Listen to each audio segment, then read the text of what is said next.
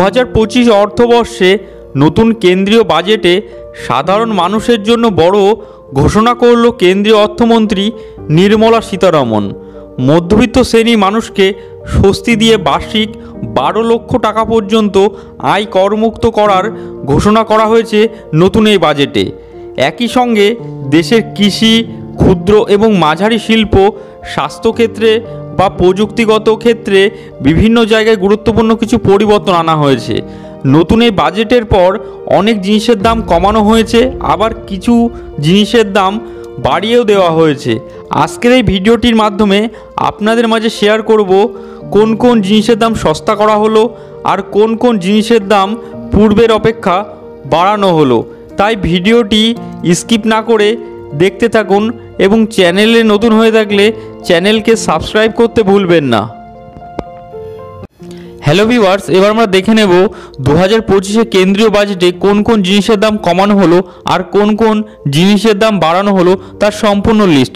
প্রথমেই দেখুন, এখানে বলা আছে যে সমস্ত জিনিসের দাম কমানো হলো সেই সব জিনিসের লিস্টগুলি আপনাদের সামনে তুলে ধরো। প্রথমেই দেখুন, এখানে বলা আছে নতুন কেন্দ্রীয় বাজেটে যে সমস্ত জিনিসের দাম কমানো হয়েছে সেগুলির মধ্যে উল্লেখযোগ্য হলো স্বাস্থ্য খাতের জন্য বড় ঘোষণা করেছে সরকার, এবং 36টি জীবনদায়ী ওষুধ যেমন ক্যান্সার এবং অন্যান্য দুরারোগ্য চিকিৎসা ওষুধের ওপর শুল্ক পুরোপুরি মুক্ত করা হয়েছে, এবং 6টি জীবনদায়ী ওষুধের ওপর শুল্ক 5% থেকে 0 করে দেওয়া হয়েছে, এবং মেডিকেল সরঞ্জামের ক্ষেত্রে আরও সস্তা হবে বলে একটি ধারণা করা যাচ্ছে। অর্থাৎ মেডিকেল এবং স্বাস্থ্য খাতের জন্য বড় ঘোষণা এই বাজেটে 2025 করা হয়েছে। সেই ক্ষেত্রে 36টি জীবনদায়ী ওষুধ এবং 6টি জীবনদায়ী ওষুধের ওপর শুল্ক সম্পূর্ণ 0 করে দেওয়া হয়েছে। এবং পরবর্তীতে দেখে নেব ইলেকট্রিক পণ্য এবং বিভিন্ন ধরনের প্রযুক্তির ক্ষেত্রে যেই বাজেটের বড় ঘোষণা করেছে সরকারের তরফ থেকে, মোবাইল ফোন, টিভি উৎপাদনের ব্যবহৃত কিছু উপাদানের ওপর কর সম্পূর্ণ মুক্ত করে দেওয়া হয়েছে। এবং ইলেকট্রনিক পণ্য এবং বিভিন্ন প্রযুক্তির ক্ষেত্রে দ্বিতীয় যে ঘোষণা সরকারের তরফ থেকে বাজেটে করা হয়েছে, ইলেকট্রিক গাড়ি এবং লিথিয়াম ব্যাটারির উপর শুল্ক ছাড় দেওয়া হয়েছে। অর্থাৎ ইলেকট্রিক গাড়ির এবং লিথিয়ামের ব্যাটারির ওপর শুল্ক ছাড় দেওয়া হয়েছে, এবং মোবাইল ফোন এবং টিভি উৎপাদনে ব্যবহৃত কিছু উপাদান অর্থাৎ বিভিন্ন সরঞ্জামের ক্ষেত্রে কিছুটা কর মুক্ত করে দেওয়ার একটা ধারণা দিয়েছে।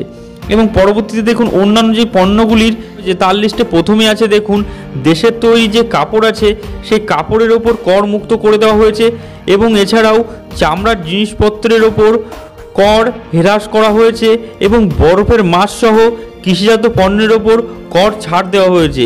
এবং অন্যান্য পণ্যের লিস্টে দেখুন এই সমস্ত ক্ষেত্রে বাজেটের 2000 বাজেটের একটি বড় অর্থাৎ শুল্ক থেকে শুরু করে বিভিন্ন ক্ষেত্রে করমুক্ত করে দেওয়া হয়েছে।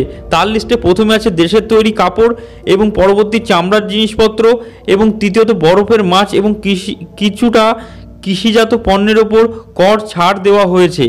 এর পরবর্তীতে আমরা দেখে নেব যে দাম বেড়েছে যে সমস্ত জিনিসের, অর্থাৎ আপনাদের এই 2025 বাজেটে যে বড় ঘোষণা করা হয়েছে এই ঘোষণার ফলে যে সমস্ত জিনিসের দাম পূর্বের অপেক্ষা বাড়ানো হয়েছে সেই সমস্ত লিস্ট আপনাদের সামনে তুলে ধরবো।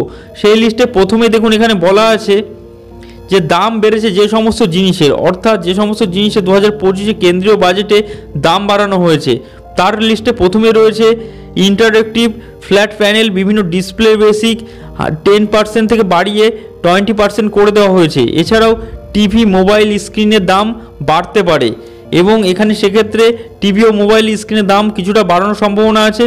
এবং তার পরবর্তী লিস্টে 3 নম্বর লিস্টে দেখুন এর ফলে ভবিষ্যতে টিভি মোবাইলের দাম কিছুটা বৃদ্ধি পেতে পারে বলে ধারণা করা যাচ্ছে। সেই ক্ষেত্রে মোবাইলের ডিসপ্লে এবং টিভির বিভিন্ন স্ক্রিনের প্যানেলের দামটা বাড়ানো হয়েছে, এবং ইন্টারঅ্যাক্টিভ ফ্ল্যাট প্যানেলের ডিসপ্লে বেসিক 10% থেকে বাড়িয়ে সেটি 20% করে দেওয়া হয়েছে। অর্থাৎ এখান থেকে একটি ধারণা রাখা যাচ্ছে যে মোবাইল এবং টিভির দাম এই বাজেটের দামটি পরবর্তীতে বাড়তে পারে বলে একটি ধারণা রাখা যাচ্ছে। এখান থেকে আপনারা সাময়িক একটি ধারণা পেতে পারেন 2025 বাজেটে যে সমস্ত জিনিসের দাম বাড়তে পারে এবং 2025 কেন্দ্রীয় বাজেটে যে সমস্ত জিনিসের দাম কমতে পারে। এই ছিল আমাদের সম্পূর্ণ ভিডিও বন্ধুরা, এবং পরবর্তী আপডেট পেতে হলে আমাদের চ্যানেলটিকে লাইক, শেয়ার, সাবস্ক্রাইব করুন এবং পাশে থাকা বেল আইকনকে প্রেস করে রাখুন।